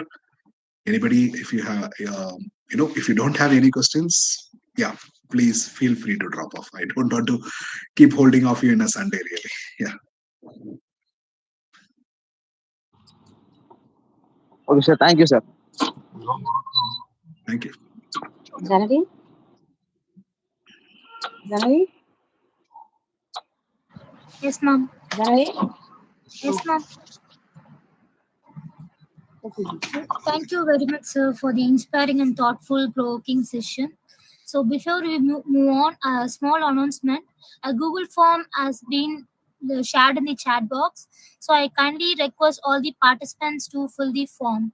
So those who completed will be provided with an e-certificate of participation. So please make sure you fill the form before leaving the session. So now I formally conclude this event. I invite Ms. Janani to deliver the vote of thanks. So, good morning to everyone present here. It is my privilege to deliver the vote of thanks on the special occasion of the guest lecture organized by the Department of Electrical and Electronics Engineering in association with the Green Energy Club, Panimalar Engineering College. I extend a heartfelt gratitude to our distinguished resource person, Mr. Neelish Khanna Jayashankar, Technical Lead at Tata Consultancy Canada, Incorporated Montreal. Sir, your valuable insights on emerging trends in global markets, skills for building a successful career have truly inspired us. Your word has opened new perspective for our students and will certainly guide them in shaping their professional journeys. I sincerely thank Dr. P. Chinadurai, Secretary and Correspondent, our directors, Mrs. C. Vijay Rajeshwari, Dr. C. Shakti Kumar, and Dr. Saranyashri Shakti Kumar, Dr. D. K. Mani, our principal, and Dr. S. Prasanna Devi, Chief Academic Officer, for their constant encouragement. I would also like to thank our HOD of Triple Department, Dr. S. Selvi, and the event coordinators, Dr. G. Merlin Suba, Associate Professor of Triply, and Mr. K. Sasikumar, Assistant Professor of Triply, for the excellent planning and execution of today's program. Thank you for all the faculty members and students who have joined and made this session interactive and meaningful. With these words, I once again thank everyone for being part of the session. Let us carry forward the insight today and strive towards building successful global career. Thank you. Right. Thank you, Thank you. Ganesh. It's a wonderful session. Chance இல்லம்மா 2 hours மேல பசங்க இருந்திருக்காங்கனாலே பாத்துக்கீங்க. ரொம்ப சந்தோஷம்ப்பா. நல்லா Yes. கவனிச்சிருப்பாங்க. Some, Yeah. I mean, நீ சொன்ன மாதிரி, you said 2 topics, no? If you're free sometime, let us know. நீ நமக்கு டைம் இருந்தா கூட கொடுக்கலாம். Eager to listen. Okay, ma'am. Sure. Maybe another session Yeah. in some time. Plan பண்ணலாம். Yeah, sure. Definitely, ma'am. Sometime, Thank you. free. Thank you so much, Kanna. Yeah, thank you, ma'am. Bye. Thank you. Bye. Thank you all, ma'am. Bye. Okay, ma'am. Okay, ma'am. Thank you, Thank ma'am. you, ma'am. Thank you, sir. Thank you, Just ma'am. thank you, for 5 minutes. Nilesh, as the Nilesh? wait of filling the feedback form, or 5 minutes, please wait. No, please wait 5 minutes. Yes, We are ma'am. filling the Google And form. yeah, sure, ma'am. Okay. I'm here only. Yeah, Okay. no problem. ஐயோ பாவம், நீ காலையிலேயே சீக்கிரம் எழுந்திருக்கேன்னா நம்மள நைட்டும் லேட்டா போடுறோம். It's IT jobs அப்படிதான் மேம் ஆயிடுச்சு. லைக் அப்படியா? பரவாயில்ல. some days வந்து கண்டினியூஸா இப்படி இருக்கும். தென் some months சில டேஸ் வந்து எனக்கு ஒர்க்கே இருக்காது. நான் மார்னிங்ல இருந்து ஈவினிங் வரைக்கும் சும்மா இருப்பேன். It goes like that. ஓ, நிறைய இப்போ பிளேஸ்மெண்ட் ரிலேட்டடா நிறைய ஆக்டிவிட்டிஸ் ட்ரைனிங் எல்லாம் கொடுக்குறாங்க இப்போ. நாட் லைக் அன்லைக் நீங்க இருந்த டைம்ல விட a lot of things are happening in Panimalar actually.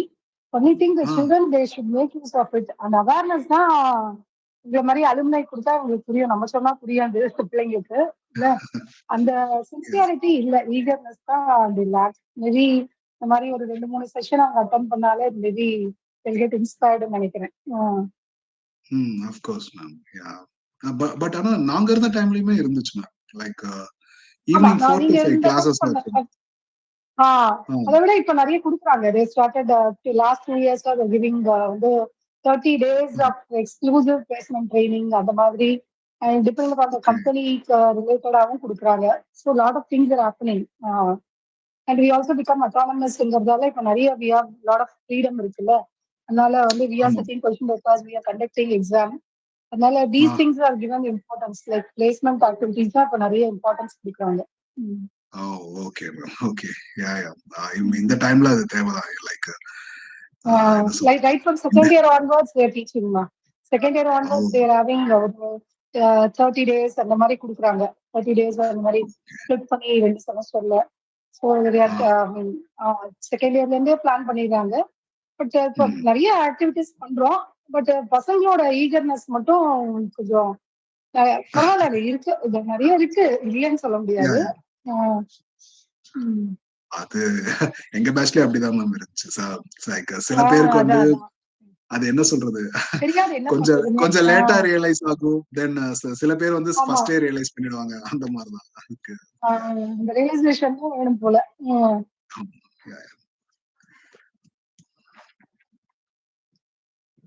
நானும் இந்த இக்கிகை படிக்கணும்னு நினைப்பேன். ஆக்சுவலா நானும் படிச்சது இல்ல. சரி நீ சொல்லும்போது நினைச்சேன் இன்னைக்கு. எனி ஸ்பெசிபிக் ஆத்தரா இல்ல எல்லாமே basically they talk about the same thing? எது மேம்?